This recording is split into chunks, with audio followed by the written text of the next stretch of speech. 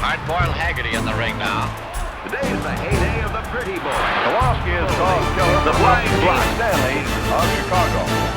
She likes it. Oh, boy, that can hurt. Right here at ringside while we go in for a riot of roughhouse that's flatly called wrestling.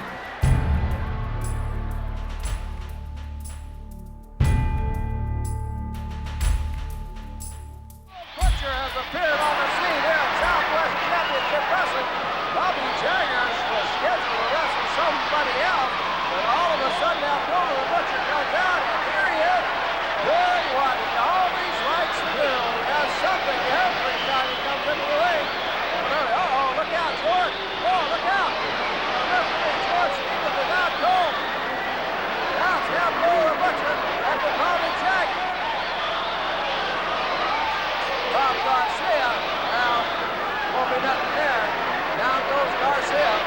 Abdullah the Butcher hits it, throws it, out he goes, onto the floor. Abdullah the Butcher right back to Bobby Jaggers. Oh! Abdullah the Butcher. Here comes Carlos Colon. Carlos Colon with a chair.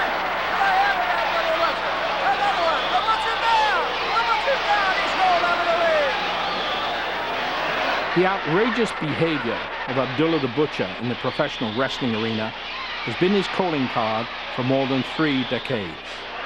To find the roots of Abdullah the Butcher, we must travel to the most southern tip of Canada, to the city of Windsor, which is in the Canadian province of Ontario. It is here that on January the 16th, 1941, Abdullah was born and christened Larry Shreves. His father, George Russell Shreves, came from North Buxton, Ontario. His mother, Martha, came from Ann Arbor, Michigan. Martha Shreves was to bear 8 children, all of who were raised in their small 2-bedroom home in Windsor, Ontario, a house his mother still lives in to this day. This is how Martha remembers her little son, Abdullah. He was a very cute little boy, fat, like his cousin David. They could pass for twins almost. Round face. He didn't have no hair on his head. We lived in a wartime house on McDougall Street. It had 2 bedrooms, a front room, and it had a kitchen. So let's say we had 5 rooms, including the bathroom, whatever. And when we were kids, we used to have a couch where we used to pull out. But if we ever had company, then we had to wait till, for the company to leave because we couldn't put it on the couch. They used to have prayer meeting or whatever, and they'd be there for so long. Everybody be sitting like this here.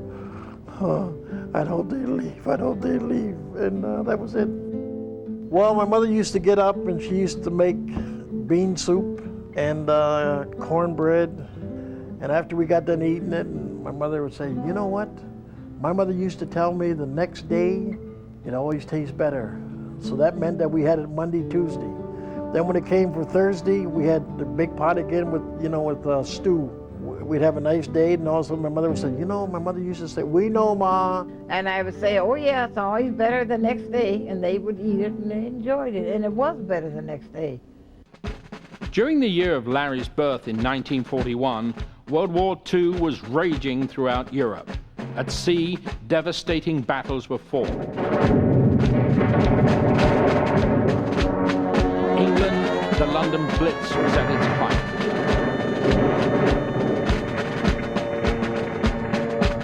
Norway had been invaded 9 months earlier by Germany and was now occupied. They had been betrayed by one of their own, an almost insignificant member of the Norwegian government. His name was Quisling. On the home front, spirits were still high as they danced to the new Glenn Miller hit, Chattanooga Choo Choo, while Orson Welles and Citizen Kane took the movie industry by storm. Abdullah's father, George Shreves, was working at this time at the Ford Motor Plant in Windsor, helping to produce much-needed wartime vehicles. Young Abdullah was to also start his early working days at the Ford Motor Plant, but as Abdullah explains, his creative money-making schemes actually began at a very early age. Well, they kicked me out of school when I was maybe 16 years old, because I used to go, when I was a kid at 13, I used to sell papers. And I'd be standing out there on the corner, stand by the clubs, and I'd be crying. And a man would come to me and say, "Son, what's wrong?" I said, "If I don't sell these papers, I can't go home." In those days, a newspaper cost 5 cents. So he'd reach in his pocket, "How many papers you got?" I said, "Oh, I got maybe 15. He'd say, "Here's $1, you know, go and take them, go home, son," like that. I'd say, "Okay." As soon as he left, I went to the next corner, right? So one day I was up there and I was crying, and I'm up there breaking down, and my dad, I didn't know, was walking across on the other side of the street, and he seen this white man, you know, leaning over me, you know, with his arm around me, and my dad come running over there real fast. He says, "What are you doing to my son?" Right? And my dad, so the man looked at my dad and said, "Sure, you should be ashamed of yourself. This is your son, and you're telling him that he can't go home unless he sells his papers," right? My dad looked at the man and said, "I apologize," and he grabbed me by the ear, he took me home, and then he told my mother what I'd done. My mother said, "I know you bring all the money home and you give it to me and you're trying to help, whatever, but you can't be doing that," right? I says, "Mom, if Dad don't whip me," I said, "I promise I won't do it no more," right? Anyways, he whipped me anyways. 3 weeks later, I was farther out away from him where he could never see me, and I was doing the same thing. At a young age, Abdullah was to master the arts of Taekwondo and karate. He taught karate in his backyard, and he started some of the policemen in the backyard. He was very young then, and karate, and then he taught him, I think, judo too. He just loved that kind of work, and then he kept on going from there. Abdullah's Taekwondo 7th degree belt was to serve him well, and when Vancouver wrestling promoter Rob Fenton took the young Abdullah under his wing, Abdullah realized his dream of fame and fortune. Well, when I got into the wrestling business, I started making money in Vancouver. And the first time they had me on TV, the people started calling in. The ratings jumped so high, it was unbelievable. Rod Fenton came to me and says, "Son, in 6 years, we have never sold this building out like this." So he said to me, he says, "The place is packed, and the people are just coming out like flies." Down goes the referee. Abdullah the Butcher right there. There's a hit back. And the promoter came to me, he said, "Sign here." So I signed, he handed me the cash money. I look at it, and we have on there $700 and something. So I said, "Oh, thank you, sir." Right? I was shaking. He said, "Count the money." You know, I was so nervous, you know what I mean? I've never seen this kind of money before. Then all of a sudden he says, "Okay," he said, "you keep up the good work." Then I ran to the bathroom real fast. I flushed the toilet like it was going on the style. Started taking the money out. I kept counting like that, and all of a sudden I said to myself, "Oh my God." So, boy. The Butcher is tough. He's mean. Now he goes out to tuck in with something out of his wrestling boot. One time a preacher said to me, "Abdullah, why do you get the people so excited? You get them screaming and hollering and shouting." I says, "Well, I'm in the same line as you." He said, "What do you mean? It's different." I said, "You get the people screaming and jumping up and rolling on the floor and hollering and shouting so they can come back. So they can do what? Give you more." I don't know what it is, but it is taking its toll on Big Tug Taylor. He's in trouble. I remember my mother used to be on her hands and knees scrubbing floors for a funeral home. Those days, I think she was getting maybe $10, $12 a week or whatever it was. One day I came home. I said, "Where's Ma?" He says, "Oh, she's at the funeral home working." I went over there and I says, "Mom, get up. Come on." She said, "Shh." So I says, "Come on, you're finished."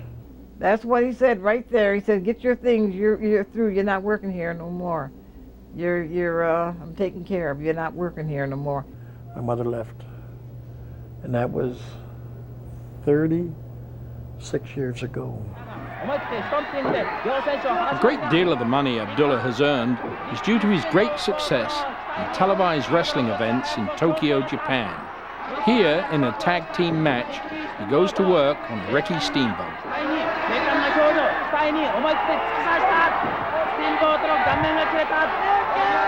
Abdullah the Butcher. Yeah, this is a really interesting story too. I don't like too much this kind of style, but a very good character. People like this character. Well, the first time they wanted me to go to Japan, they made me an offer, and I says it's not enough. And I said to them, people have never seen me. I said, people have never seen nothing like me in Japan. Whoever's over there, Lou Thez or Bruno Sammartino, Hans Smith, Bobo Bazile, all these guys, Killer Cox, all of them, they have never seen me. The guy says, okay, I'll give you this amount of money, show me what you can do. When I went there, they see me on the TV, everything went sky high. When I got back to Windsor, Ontario, they asked me to come back in 2 weeks. Went back in 2 weeks. Got finished, they wanted me back. They wanted me back. I've been going to Japan 30 years.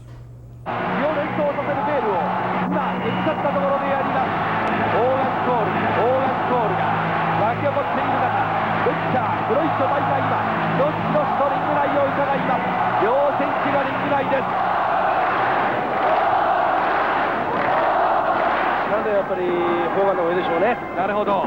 どうでしょうかね、スタミナ、そういう統合しましてですね、やっぱり砲丸の上じゃないかと思うんですけど、しかしそのアップっていったら場外に出た場合とする。そういう場合はですね、ブッチャーのが一番上っていう気がしますね。さあ、ジャンピングニーアタック。それではタックル2発では、この140キロのブッチャーの。By 1975, Abdullah's first marriage had collapsed. He then divorced his wife, with whom he had his only son, Alan. But every adversity carries with it the seeds of a greater benefit. In Abdullah's case, was a young woman by the name of Lee. The way I met my second wife, I used to do business with her father. At that time, she was going to college, and I've never seen her. And every time the father would take me out in the clubs in Japan, the people would always pay me for taking pictures, or they'd say Abdullah the Butcher's coming, and it was a fee that they had to pay me.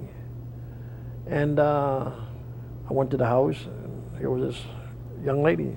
So the father said, come on, I want you to meet Abdullah the Butcher, crazy man from Sudan. One day we went out, and I says, I like your daughter. Japanese marry Japanese, you marry your own kind. I said, but you're not Japanese, you're half and half. He said to me, yes, half and half, Mary. You marry your own kind, I marry this kind, I can marry this kind, right? But you, blah, blah, blah, blah, you stay away from my daughter, blah, blah, blah, something like that. You don't come to my house no more. We only do business office. Okay. So Abdullah's attention switched back from love to war, and Japanese fans witnessed his unforgettable battle against Hulk Hogan.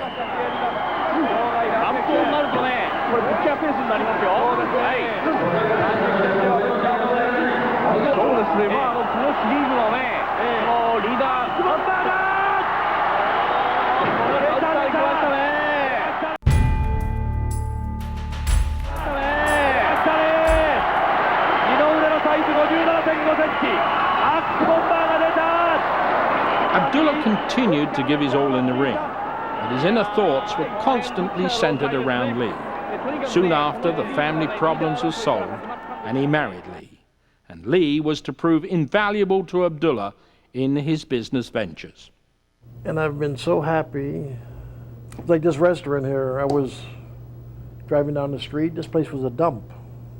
Right? It was vacant for 12 and a half years. She said, we'll make it Chinese, and you always want to have a rib place. We'll have both Chinese and ribs and this and that. Highlight of my profession, When the people told me, tonight you're wrestling Luthez. That was in Vancouver. We sold the building out twice. And I said, oh my God, this man's gonna kill me. Because Luthez was the kind of person, he hated gimmick men. If you used a fork,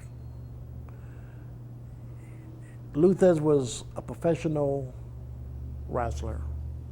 He didn't have time for gimmicks, and he hated a gimmick man. Right? So one day, the guys are coming to me, oh, you're gonna get your ass whipped tonight, boy, tonight is the night. And Luthez, when the show went on, Luthez snuck over to my dressing room. He says, I'm Luthez. I'm like this.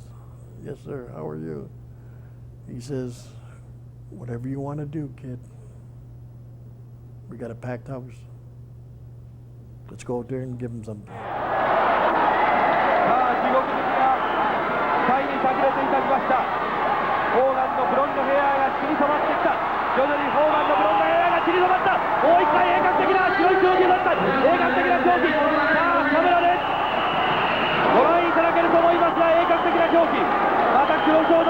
There is no doubt that Abdullah the Butcher scars his opponents, but he has also suffered the same fate.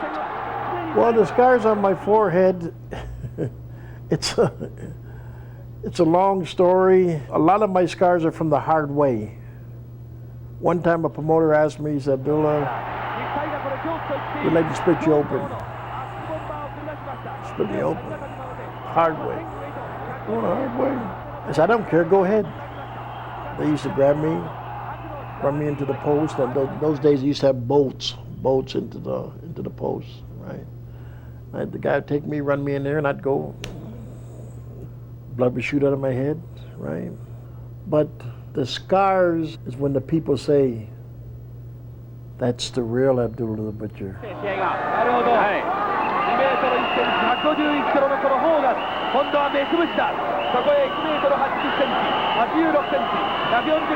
Every time I look in the mirror at myself, I say, this one made me this much money, this one made me so much money, and this one made me so much money.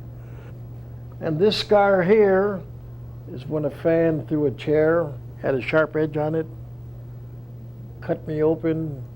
You can see the little muscle, blood is skirting out. And a fan got me here, with a razor here. I was knifed. Going through the crowd, there's about 10 or 15 police officers around me, and somebody still had got me.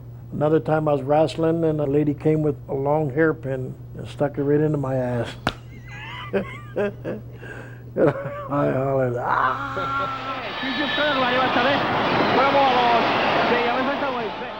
But I'm gonna keep going. I'll never stop. And I can stop today or tomorrow. But it's in me. I'm used to getting up. I'm used to traveling. I'm used to going here and there. Did you ever see the boxing movie Champ? When the kid was there and he was saying, he was hollering for his father, Champ, Champ, don't die on me. Or don't quit, Champ, don't quit, right? It's something the people, for so many years you've been hearing people hollering and screaming, right? Well, when I put on my trunks, when I put on my thing, or I go to an arena, I go to a store, the people say, that's Abdullah.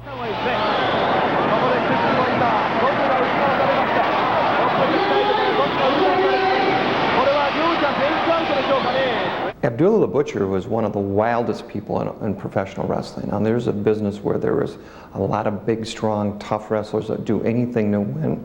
I remember seeing Abdullah in a tournament in San Antonio, Texas. Abdullah actually pulled a kitchen fork out of his trunks, jumped out of the ring, and stabbed his photographer who was sitting at ringside in the forehead with this fork. I was glad I wasn't shooting pictures at ringside because it would have scared the heck out of me. Your main thing is you never forget where you came from. And a lot of people who know me, when I go to Windsor, Ontario, I always knock on their door. How are you? You understand, Mrs. Chase? Or how are you? So knock on these people's doors, not to walk in, to have a cigar in my mouth, oh, I'm this. No, I don't have time for that. Because a lot of people who make it, they forget where they come from. You see what I mean? And I have never forgotten. That's why I tell a lot of people says, well, you never worked a day in your life. I say, hey, my mother and my father, my brothers and sisters, we all worked together to keep the house going. I sold papers, this one done this, one worked the elevator, everybody done what they had to do. Abdullah's career is still today as relentless as ever, and even the great cannot hide from the realities of life and death. In Abdullah's case, it was the loss of his father and the tragic death of his closest brother Harold. These losses have brought him ever closer to church and family. The whole key is everybody is the same. People come to me and say, oh, Abdullah, you're a celebrity, you're this, you're that. So we're all celebrities. When you talk about money, fame, it's what? A man who's a millionaire or a billionaire or whatever, they put him in the ground or they cremate you. Everybody goes to the same place. So I've never changed because I know where I come from. I could depend on him. And he said, Ma, you can always depend on me. Don't worry about that. And if I need anything, I'd call up to him. It's on its way, Ma. He was very good like that. Very, very good. He took care of me. He is handcuffed. Carlos Colon to the ropes. I'll never get out of the wrestling business. I'll probably die in the ring. I love it. I can still go, I can still move. I'll never stop. Like my mother says to me many times, when are you gonna give it up? I said, Ma, I can't. I go to an arena, I go to a store, the people say, that's Abdullah. What do you mean? It keeps me going, it keeps me alive. I can go in the ring and still draw the people. I can still hear the people hollering, Abdullah the Butcher, Abdullah the Butcher, right? This is the real thing. When I can't produce, then I get out. And I told my wife, if something ever happens to me, just cremate me, take my ashes. If my mother's still alive, go to my mother and father's grave and sprinkle my ashes, take them to Japan. That's the way I want to go.